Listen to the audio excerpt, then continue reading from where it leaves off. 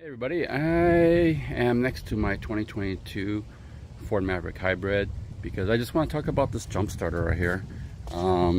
There's been reports of new Mavericks not starting, the hybrids especially. So I wanted to get a jump starter and also talk about how to properly jump start it. But first of all, I want to ask you guys, since you came to this video, how come you're looking for a jump starter? I'm going to tell you the reasons why I'm getting a jump starter versus, say, jumper cables, and we'll be right back to talk about it. You can have a dead battery and you need to have a start, and there are times where you're alone, you won't have anybody to come to you to help you jump start, say with jumper cables. Another thing too is how you have to use jumper cables.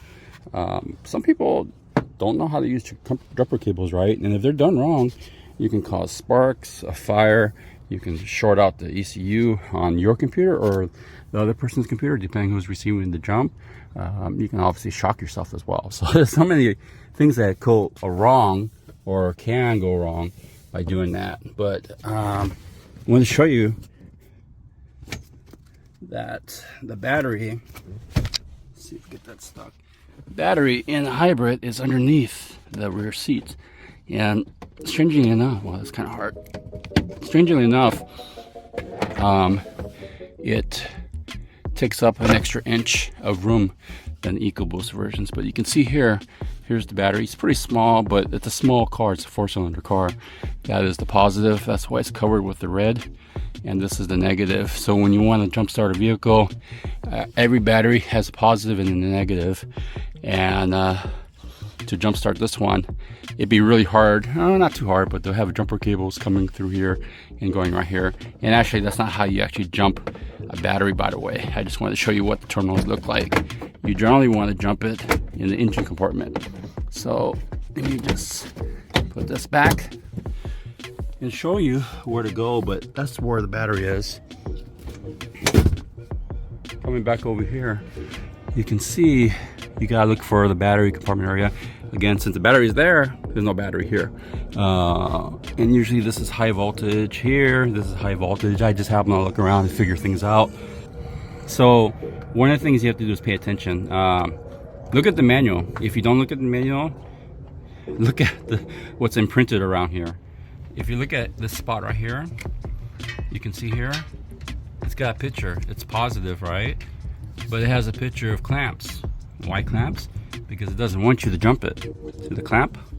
And also this wire is black, but even though it's positive power is usually red. So don't put the black cable here. But I'll tell you what's a good thing about having a jump starter.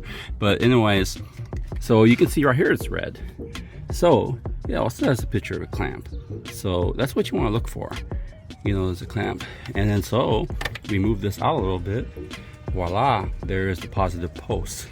So you're thinking, well, I just said there's a negative as well, and that's true. So looking here, I don't see a negative mount. I might be wrong. So you generally want to put it to a chassis. Chassis means is a ground or negative, where the electricity flows in the different direction than the positive. It's not hot when you touch it, you're not going to get electrocuted.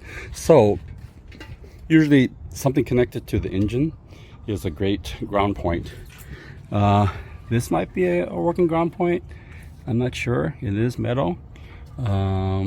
This would not be. This would definitely not be, especially since it's painted. You want bare metal if you can. This one I'd probably say no. So these are also ground points. You can see the cable. So that's another way to look at things. You can say, where are the electrical parts going to? Where are they touching to? This one's hitting there. That's also a ground point here. So those are kind of giveaways, right? Because there's no electricity here or you'd be shocked. And it would be a bad idea for an electrician. But anyways, so these are good ground points. I like this one right here because it's nice, big, bold. And also it's not on paint. So I think this will be good. But I'll tell you what's good about jump starters as well. So another benefit. So going over why I don't like jumper cables really quick versus a jump starter is one, it's proximity. If you're stuck in a parking lot, like this is okay, but if you're stuck in a parking lot, there might be cars on both sides. How is the car going to come to jump start you?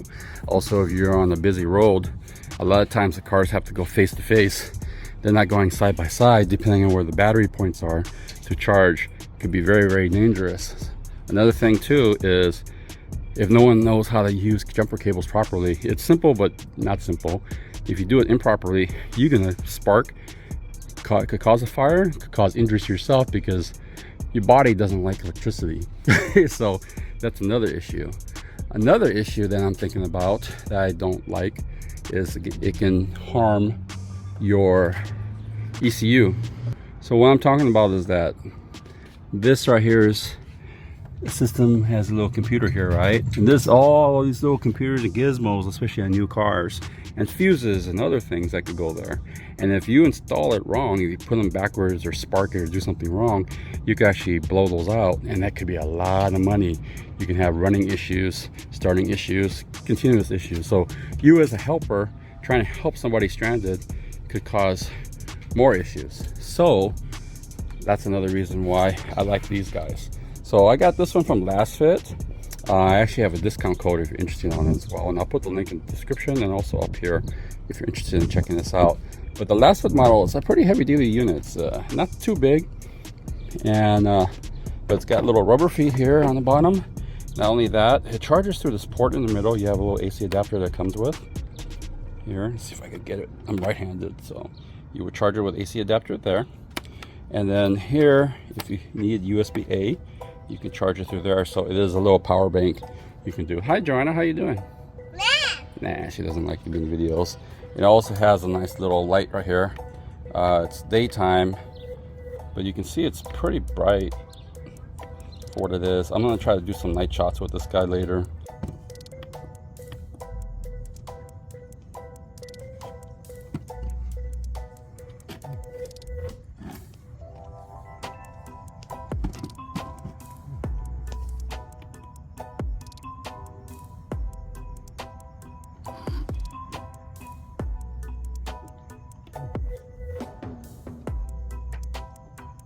Because Last Fit really has some really good bright LEDs if you haven't seen my other videos. But anyways, going back here, so it's going to say it's got 12 volt and 24 volt detection. So that means you don't have to adjust it if you have a 24 volt system. Most cars are 12 volt, but if you do have a 24 volt, you don't have to flip a switch on that. Also, the base power or the starting power on the 12 volt is actually 700 amps. And up to 1400 max, and this is 700 amps max. But these ratings are pretty high. That's why this is a little bit bigger. I know the smaller jump starters that can start diesels have lower amperage, base amperage. This is again 1400 peak. So peak is what you're going to need to really start up a big car, big V8. And that's the thing about jump starters. There are some jump starters that cannot start big cars. So then you have your little four banger like me, and you want to help a guy that has a V8 big truck or a V10, you know, some V10 guys, or V12s actually, can't crank it, not enough power. So this is what you need. Going back to here, I explained this is a no-no. It's got the little, don't put the clamp here. This one has the little picture says it's okay to put the clamp here. So that's what we're doing here. What I like about this, you can tell it's off when it's off, none of these lights are on. This jump starter has auto detection, power detection. So I mentioned earlier that if you were to hook it up wrong, you could cause sparks or other issues. Well, that's a very, very big deal. So what I like about something like this, it doesn't have that kind of issue because it detects if it's on backwards. So I'm gonna go ahead. I like to use the positive first. This is a habit of mine to go positive first. So I'm gonna clamp it there. And then I'm going to get the negative, and as I determine, I like to use that big bolt instead. So you can see nothing's on right now, right? So I'm going to go here. Okay, now it's on. It's hard to see there, but it's on. Okay, thank you. And you can see here, now the light on the left for 12 volt is on. That means it senses 12 volt. And also, if this was backwards, it wouldn't be green. So it has a sensor to keep it from shorting out. Then all you do next, go in the car, start the car. If you were to have jumper cables, you have to wait a few minutes. Might ask the other guy to rev it before you charge it. And I've noticed too, we had a issue, or one time years ago, we went on a trip, a bunch of us with the Tacobas, And there was a guy that was stuck at the gas station. We went to fill up, and he needed a jump start. Jumper cable did not work. It had a very small jumper system. It's more for 4 cylinders, but it spun up that truck no problem. So that's another reason why you want to do that. So sometimes it doesn't have enough power to go from one car to the other as far as voltage. It really depends on how healthy the battery is. Obviously it wasn't too healthy because the battery did fail somewhat. So again, you're just going to jump start it now. Then once it's jump started, you can go ahead and detach it and you're all set to go. So go ahead and post your comments below on why you're looking for a jump starter, or what makes you look for a jump starter versus other alternatives. And also, if you're interested in it, I have a discount code. You can see it in the description below, and I'll also link it below and above here as far as where to get it. All right, appreciate all your support and see you soon. Peace out.